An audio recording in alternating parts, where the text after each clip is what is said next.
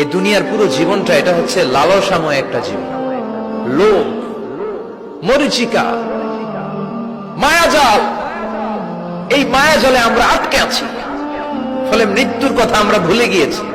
পাগলের মতো ছুটছি, আরো টাকা লাগবে, আরো খ্যাতি লাগবে, আরো যশ লাগবে, আরো দাপট লাগবে। আমার এত টাকা দিয়ে কি হবে?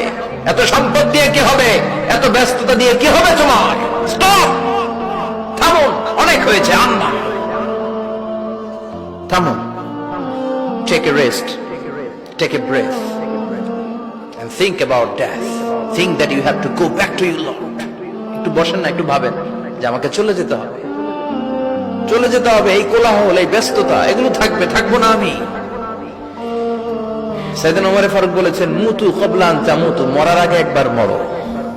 হাসিবু ক্বাবলা আন তুহাসাবু আলাইকুম, তোমার হিসাব নেওয়ার আগে তুমি একবার নিজের হিসাবটা করো না। কাগজ বের করে একটু লিখো না, কি কি ভালো কাজ করছিলা, যেগুলো দিয়ে নাজাতের ওসিলা হতে পারে। 1 2 3, আর কি কি আকাম কুকাম করছো দেখো না, লিখে দেখো তোমার অবস্থাটা কি। মরার আগে একবার মরো। মরার আগে খাটের মধ্যে শুয়ে শটান করে চোখ বন্ধ করে একবার মরার ভান করে দেখেন কেমন লাগে। চোখটা বন্ধ করেন আর ভাবেন আপনি নাই, কি কি হতে পারে ভাবেন। আপনার ছেলে মেয়েরা কান্না জুড়ে দিবে, আপনার প্রাণের স্ত্রী বিলাপ শুরু করে দিবে, বন্ধু বান্ধবের চিৎকার আর মাতম, স্থানীয় এলাকার মসজিদে ঘোষণা, অমুক এলাকার নিবাসী অমুক ভাই অমুকের ছেলে অমুক দুনিয়ায় নাই। সব আত্মীয়রা চলে আসবে, ফেসবুকে স্ট্যাটাস দেয়া হবে, সবাই সবাইকে জানাবে বিকাল 4টায় অমুক হাই স্কুল ময়দানে আপনার জানাজা। ছুটে আসবে, সবাই ছুটে আসবে আপনাকে শেষ বিদায় দিতে, গুড বাই জানানোর জন্য, আল ওয়াদা, বিদায় জানাতে আসবে সবাই। 4 তাকবীর দিয়ে আপনার জানাজা হবে, অশ্রুসিক্ত জানাজায় আপনার বিদায় হবে। কাঠের খাটিয়ার মধ্যে করে কাঁধে তুলে আপনার কবরে নেওয়া হবে। আগে থেকে খুঁড়ে রাখা কবরটার মধ্যে আপনারে বিছিয়ে দেয়া হবে। বাঁশের কচি দিয়ে তার উপরে মাটির চাপা দিয়ে সব চলে যাবে। ভাবেন না একবার চোখ বন্ধ করে, this is the circle of life, this is the nature of life. এটা সবার হবে, আমার হবে, আপনার হবে। এত মায়া, এত ভালোবাসা কই যাবে? কেউ থাকবে না, সবাই আপনার অন্ধকার কবরে রেখে দিয়ে চলে আসবে। উপরে বাঁশের কঞ্চি, তার উপরে মাটির চাপা, অন্ধকার আর অন্ধকার। এই অন্ধকার যেন শেষ হতে চায় না, শুধুই অন্ধকার, ঠিক কিনা?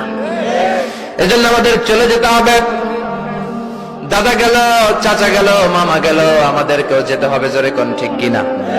একদিন মাটির ভেতরে হবে ঘরে মন আমার, কেন বন্ধ দালান ঘর, প্রাণ পাখি উড়ে যাবে পিঞ্জর ছেড়ে।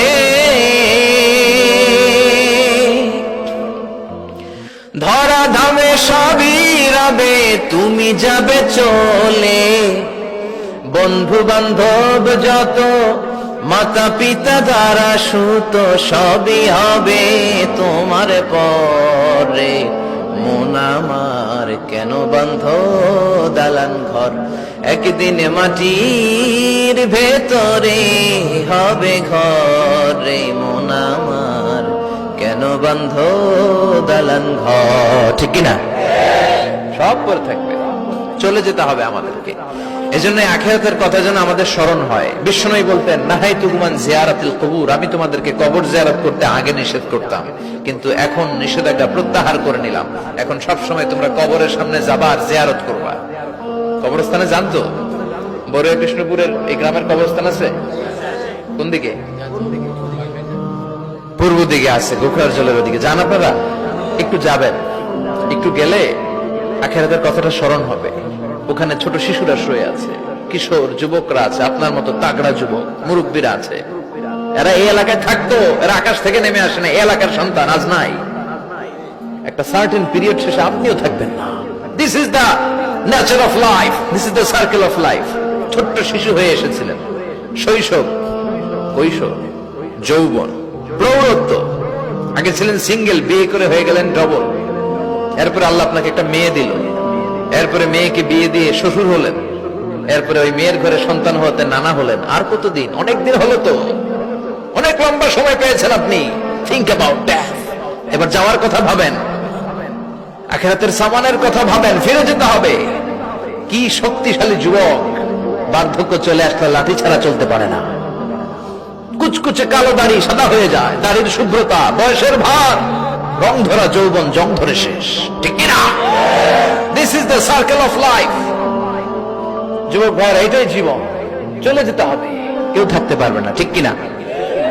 এটা রিমাইন্ডার আল্লাহ এই সূরার ভেতরে দিয়েছেন যে তোমাদেরকে ফিরে যেতে হবে, এই লোভ লালসা ছেড়ে দাও।